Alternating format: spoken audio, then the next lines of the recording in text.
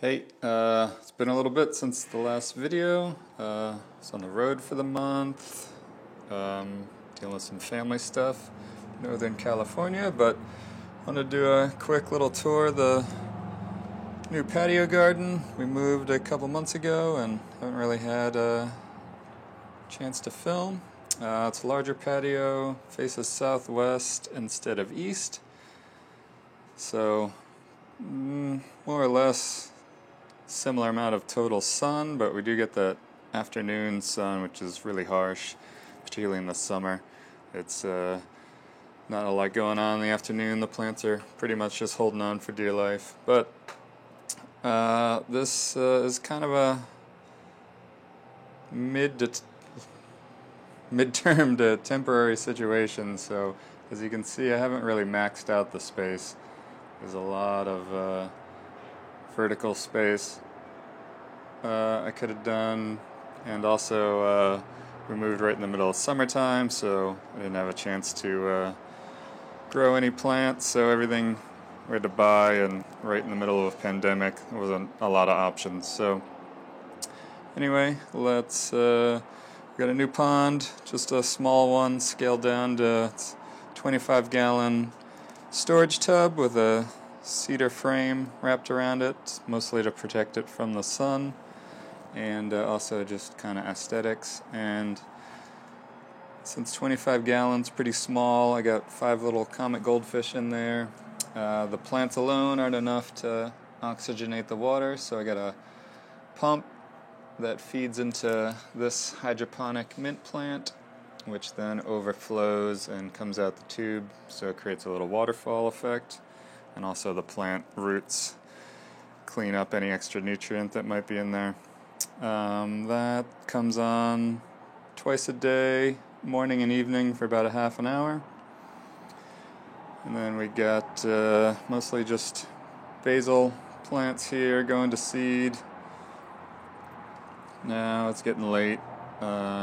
One tomato plant, got a few tomatoes off there, but again, it's getting late in the season for that too. Everything's more or less shutting down, and here, now that we're into November, we can get a frost at any time, really.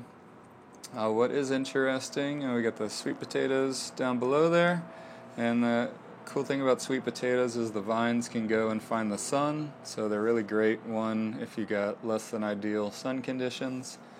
Also, obviously, you can use the greens cooked, and then you get the tuber as well, so it's a really good multi-function plant for small space. So what we got going on here, which is pretty interesting, so we got these milk crates stacked up, and in the bottom one I got that planted to sweet potato, and since the pot itself is not getting any sun, but the vine can go out the front and get the sun, so we're able to use the same space for 2 plants. Obviously got the kale up top. See if we can get a look at what's going on over the patio here, so you can see all the vines coming out, getting that sun. So that could definitely be maximized more.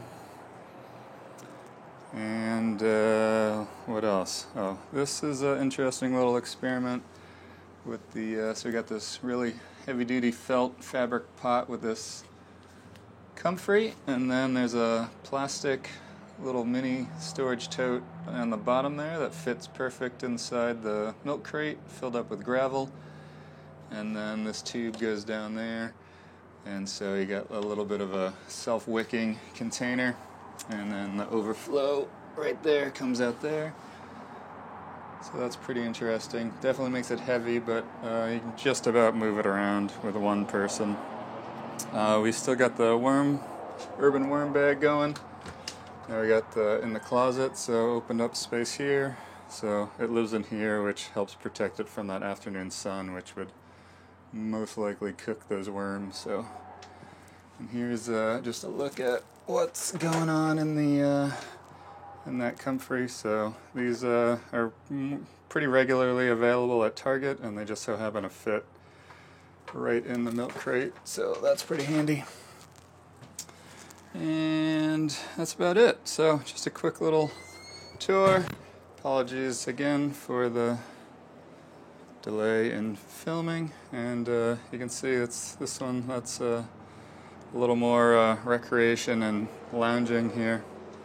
Alright, thanks for watching, hope you enjoyed that, and we'll get another one out to you quicker. Okay, cheers.